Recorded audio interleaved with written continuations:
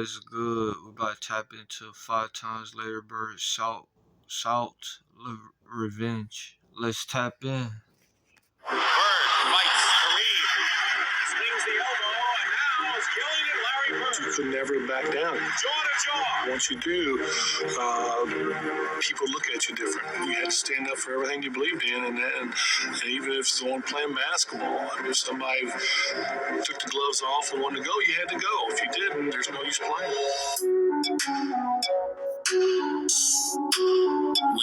But that's a fact though. You had to stand up for yourself like a man, or you was gonna get punked for real. You had to. Or you was gonna get embarrassed. It was either one of the two. Take a look at Larry Bird. At first glance, he might not seem like the most intimidating guy. He doesn't really look like a scary dude at all. Many believed they could get away with pushing his buttons. But one thing you should know about the hick from French Lick, he always gets the last laugh. Game 5 of the first round in the 1991 NBA playoffs, Boston Celtics versus the Indiana Pacers. Larry Bird was approaching the end of his career. He had some serious back problems he was dealing with and wasn't quite sure how much longer he can go. In fact, before this deciding Game 5, his teammates said that he was even struggling to put on his uniform. That's how much pain he was in. But with the series tied up 2 games apiece, he knew he had to use every last drop of fuel that was still in the tank.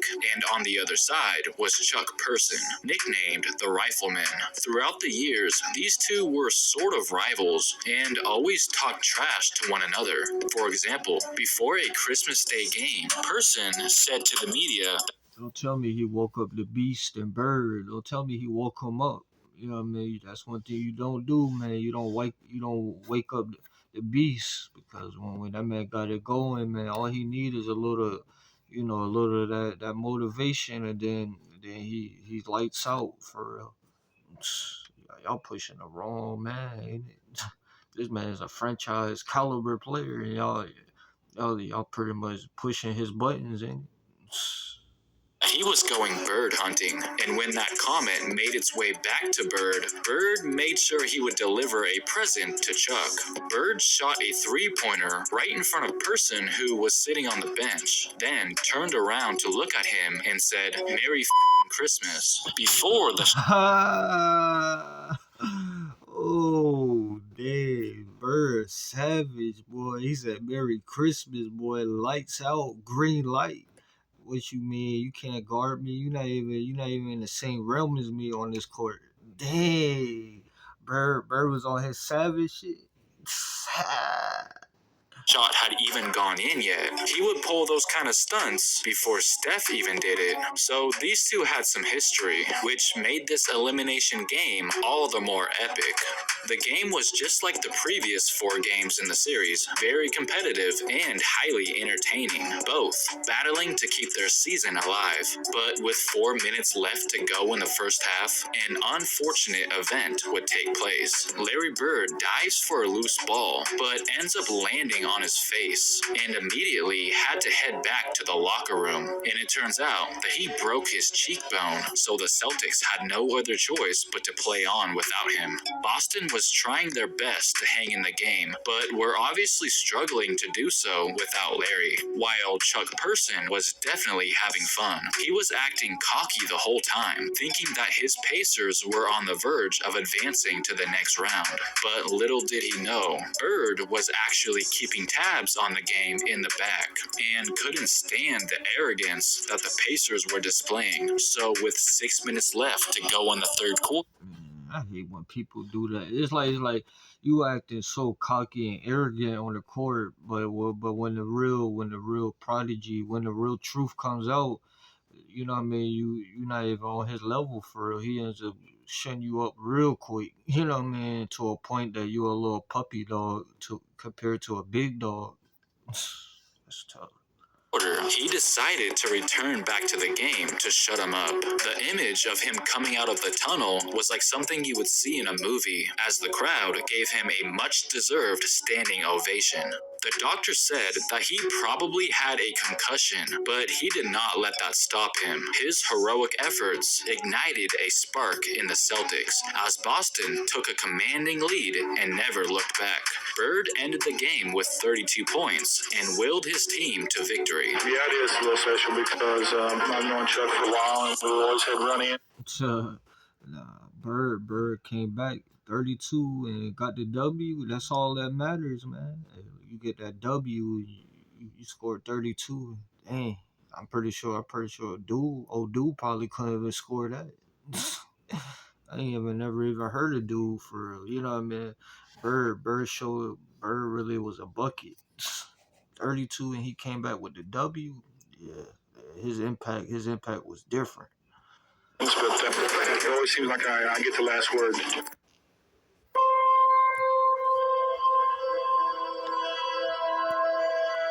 For a while, we always had run-ins, but it always seems like I get the last word. Here's another instance where the old man had to show the youngster who's boss. First, we have to talk about a matchup that Bird and Petrovic had in March of 1992. This game, Drazen was lighting it up. He shot 65% from the floor and was perfect from deep, leaving Bird and the Celtics extremely frustrated. Just when you thought he was finished, he put the dagger in Boston's heart unapologetically. He is open for the jumper with high. 39 for Drazen Petrovic. He scored an impressive 39 points to get his team the win. Petro was quickly rising to fame, and before these two teams faced off again, the next time around, the pre-show made sure to remind everyone about that stellar performance. The question is, who's going to guard Drazen Petrovic? Last time out against the Celtics, a career high 39 points. He certainly is a big factor. And the way he was shooting in the Celtic game up there in Hartford, no one could guard him. An amazing night for Drazen Petrovic. About 4 minutes to go in the first quarter, he hit his three-pointer, and as he was backtracking, he got into Larry Bird's face and was talking some good trash. Now, Bird's not someone that you normally want to taunt, but Drazen really lit it up in that last meeting in Hartford with 39 points. All this hype that was going around about Drazen, you know Bird was listening. You could tell he was salivating at the mouth for some payback. Score of 8-2. We play 2 minutes and 40 seconds. Here's Larry Bird. come on, Larry, forget about that. This time, Bird was the one on fire, dropping 25 points, 9 assists, and 9 rebounds, while He almost got a triple double on his ass, boy. You woke up the beast, and you woke up the Larry Legend in the building. Like that 39 points, that man damn near had a triple double in 25, and he couldn't miss. Oh no, you was on Bird level. He's not even close. Like, you know what I mean? Like, come on, man. That's why you don't be talking. You don't be talking to him or Jordan, because they be getting buckets. You know what I mean? All they need is that little if, and then they dropping that shit. They performing. They performing their ass off, ain't it? But for real though, like, he really is like a difference maker though. Drazen could barely even get a shot off. He produced a stat line that was not even close to the one he had during their earlier meeting, just a dull 12 points. He should have known that Bird never forgets anything. It's no secret that Larry Bird and Bill Laimbeer absolutely despised one another. Within this heated rivalry, we saw them go at each other's neck on multiple occasions. But in one game in particular, Larry Bird literally got instant revenge. It was Game 2 of the 1985 Eastern Conference semifinals between the Pistons and Celtics. Bill Laimbeer was deliberately elbowing Bird as soon as the game started. He wanted to take Bird out early, and he even ended up cutting his chin wide open. The way Laimbeer was playing out there was probably not the smartest idea if Larry is the guy you're... Yeah, I mean, that's the thing though. Like, you feel what I'm saying? I understand it was physical back then, but damn, you know what I mean? Like, what that got to do with basketball? You know what I mean? Though, you know what I mean? Like, you breaking somebody's jaw and all face and all type of, you know what I mean? All type of weirdo shit. You know what I mean? Like, come on, man, play basketball. This is not fighting. This is not You know what I mean? This ain't any fighting. This is just basketball, man. Play basketball. What the fuck they got to do with basketball? You know what I mean? Like, god damn. You know what I mean? That's how you know somebody busting your ass when you doing all that. Doing it too. He's not the type to just let you get away with that. And from that point on, Bird did not play around anymore. Knocking Bird down. Larry reels on Tripucka. Scores. Down. Bird outside. Encouraging you. It's a little different situation, but the others know they're not involved. Bird the rebound. Is he tough or what?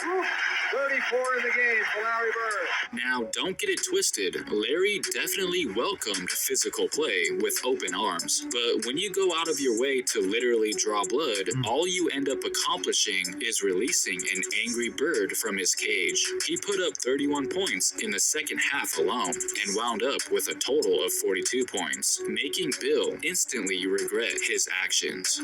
Back when Larry Bird was a freshman in college at Indiana University, it was said that the veterans on that team would kind of bully him, even though I know that is hard to believe, and that one player in specific, Kent Benson, who was their starting center, constantly went out of his way to chastise him, always giving Bird a hard time since Larry was the new guy on the team, and rumors say that was part of the reason he didn't stay there very long, and ultimately ended up transferring to Indiana State shortly after. Now, fast forward to 1985, Bird was now on the Celtics, while Benson played for the Pistons, and this is where Bird would finally get his revenge. Well, kinda. You see, while Bird did do his thing out there, it was Kevin McHale who was destroying Detroit, especially Kent Benson.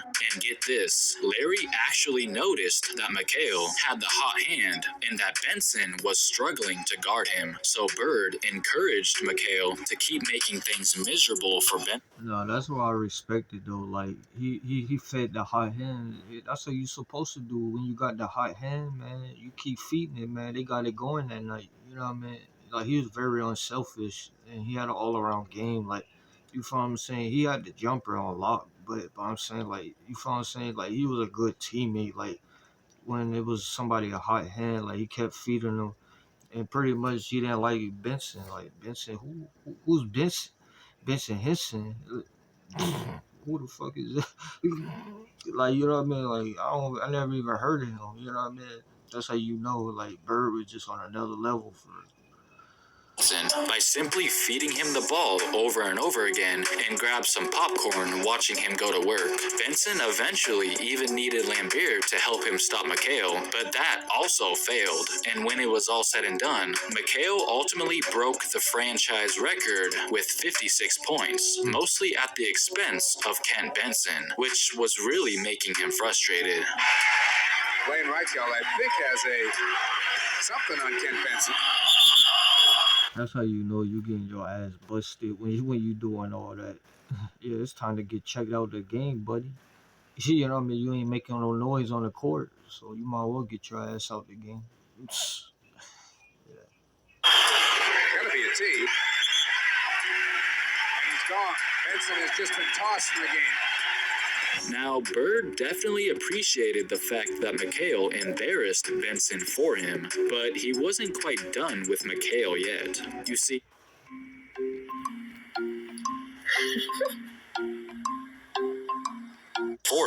but he wasn't quite done with McHale yet. You see, by McHale going for 56 points, he actually broke Larry Bird's previous Celtics record, 53 points. And don't you think for 1 second that Larry didn't realize that. Larry even said after McHale's impressive performance that he should have gone for 60. Larry, after the game, kiddingly told Kevin, you should have gone for 60. He said, you should have kept going because that may not last. Well, the fact that he didn't go for 60 and that Bird secretly wanted to get the record back, he got the idea, why not go for 60 himself? So guess what? Only about a week later, Bird would put on a show that would go down in history forever. A performance that even made the opposite team go crazy. He went for 60 points against. Yeah, that's how you know you doing something when the other benches cheering for you. You a cold man. You a bad man. Like for real. Like you really him for real. When the other bench is doing that, that's like the ultimate respect. That's crazy. The Atlanta Hawks, reclaiming the franchise record in points in a single game. So I guess you could say that he got revenge on his very own teammate. During a 1987 contest between the Boston Celtics and the Chicago Bulls, Michael Jordan, who was still a baby at the time, attempted to guard Larry Bird, but he wasn't all that successful at it. Bird just took Jordan to the post at ease. So then head coach of the Bulls, Doug Collins, decided to put a slightly bigger player on Larry, forward Ben Poquet, and that only made things worse for Chicago because Bird took that as a personal insult. As soon as Collins put Poquet in the game to guard Larry, Larry said this out loud to Doug Collins: "Ben Poquet, are you kidding me?" And here's why Bird reacted. Yeah, man. Like who you got on Bird? Like who the hell is that? I never even heard. Like that's all I'm saying. You got these bums guarding Bird. Like you know what I mean? I mean Jordan's not a bum, but I'm saying Ben who? Like who the hell is that? You know what I mean? Hell, I would feel insulted. Ben something guarder was guarding me. Like come on, man. In such a way, quote, "As far as playing, I didn't care who guarded me. I just didn't want a white guy guarding me because it's disrespect to my game." And well, since Larry couldn't really tell Poquet to go sit back down, he thought he might as well humiliate him while he's at it. Standing dribble at the stripe. Bird has it right in the circle. Fakes on Poquet. Gets to the lane. Fadeaway shot. Good. Pulls the 4-2 lead. Celtics on the attack. Bird has it right corner. He fires. Ribbing. Good. Top of the glass. Side left against Jordan. Bird pops and shoots from the right side and nails it anyway. James between the circles. Swings it left to Bird. Shoots foul line. Good.